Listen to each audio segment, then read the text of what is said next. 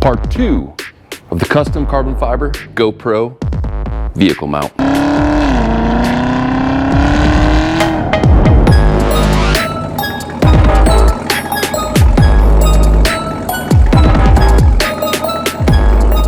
Welcome everyone to the Z1LLA channel, and today, part 2 of my custom carbon fiber 360-degree camera vehicle mount. As you can see here, it is mounted to my 21 Camaro ZL1, and if you haven't watched already, check out part 1 up here where I actually build this custom mount, and you can build one of your own. It is relatively expensive since it is using real carbon fiber, real aluminum fittings and everything, and top-notch suction cups. But if you want something that will be extremely stable at high speeds, won't fall off, won't send your camera into orbit or down the street, then this is a very good option if you don't mind spending some extra money. So part 1, once again, up here has all the parts, exactly how you build it and everything. Now this is part 2. I made some minor adjustments from part 1 and things I wanted to point out and some other tips and tricks. So we're going to swing around here, and first thing I want to show you guys from part 1. So if you've gone ahead and watched part 1 and you're now following up with this video, notice this piece right here is actually a longer version, a slightly different version.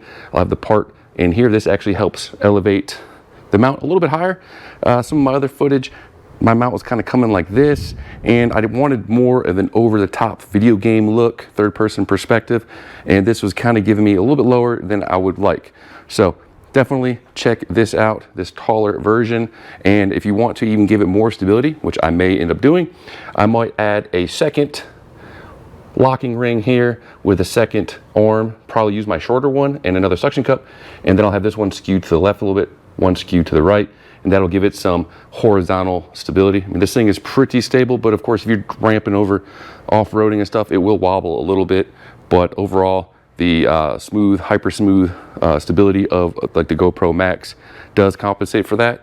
So it's not too bad unless you're going over some railroad tracks. But I wanted to show you guys this. Pretty much a game changer compared to my last one, just because it just let me get this mount higher up in the air. As you can see here, I mean, it's pretty tall. Now, most cars will probably go underneath it. Now, a big old truck could potentially still hit it. Unfortunately, I guess legally you're supposed to carry, have a flag hanging off of anything protruding out the back of your car.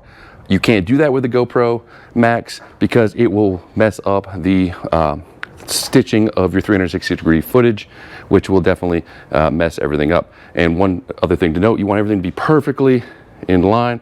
So even if we do a third one skewed out to the side, it can't be too far out, or you'll be even more obvious of your mount. Now, not a huge deal down here, but up here you can't have anything protruding. Like, you can't have an extremely long lever here, or it'll be picked up in your footage. So it can't be protruding out here, and this has to be nice and straight in line with your mount, or your mount will be visible in your 360-degree footage. That's very, very important. And another thing I wanted to point out, hopefully you can see it, for help a little bit with wind noise reduction, I did tape on some little foam here around the microphones.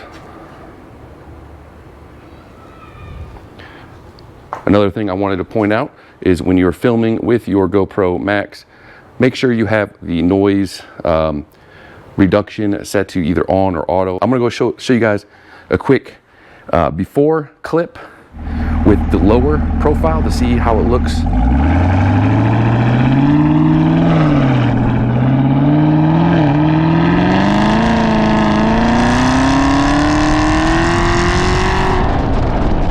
Compared to this version of how I get the film, just show you how much higher, how much better that footage can look.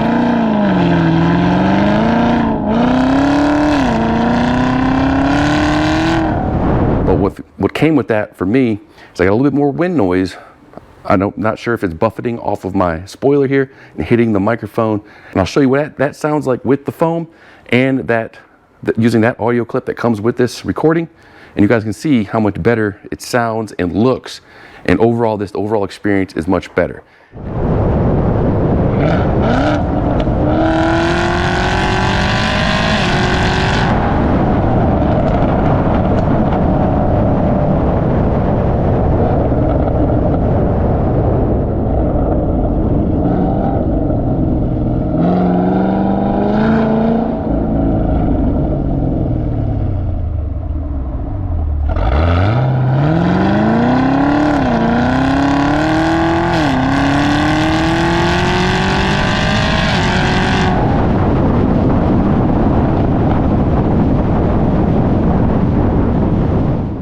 And you can also note how I have the suction cups. You can adjust this based on how you want, but I like to keep it nice and centered with the car. It'll look a little bit better.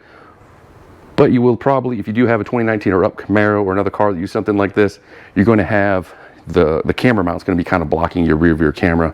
Not a huge deal, but I guess you'll see around it. But just a thing to note, you can offset it if you wanted to run it down here or over there. That's the cool thing about these suction cups. Super strong. I mean, I took my 2000 Ford Explorer, which I'll show you that clip, and I actually drove that thing on some bumpy roads, had horrible suspension, and this thing still stayed relatively stable.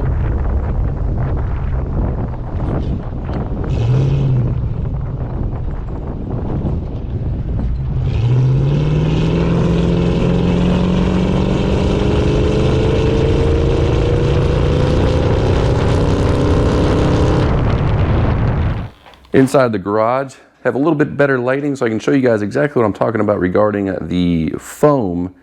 And I used some double-sided 3M super thin stuff, put it around the microphone. There's one right here on the GoPro 360 or the GoPro Max, and one right here.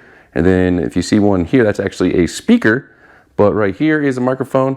And sorry for the glare, and then here is another one. And so I put the super thin 3M double-sided around it, and then I stuck some foam in it. I had to trim it down really low, as you can see here, super low, because if it protrudes at all, your 360 footage will have the edge of the foam in the footage. So yeah, I experienced that as I was trying to get this worked out. Now, it doesn't completely get rid of the wind noise, but it definitely cuts down a little bit, and every little bit helps on sound quality if you want to hear the exhaust, but you want to get rid of as much wind noise as possible. Once again, here it is, and if you recall from my part 1 video, I did my mount is a 2-piece, which is kind of cool, so I can actually set everything up super easy in my hand here with this piece right here, put the camera on, and have this on the back of the car, you know, going out to a site that you want to film at, and then I can keep this with me, and then I can hop out of the car, screw that on, super easy. It stays super, very, you know, non-flexible, stays in place. I've not had this thing come loosen up at all at any speed, any kind of you know, environment or road, and yeah, so you can keep this inside the car. You go to a car show, you can record going in. You get out of the car show, you can just pop this, unscrew this, throw this in your trunk or throw it in the back seat, leave this part on there, and you know, see, yeah, sure, somebody might, you know, steal that part, but most likely people are going to want to grab your camera, a few $100s, whatever.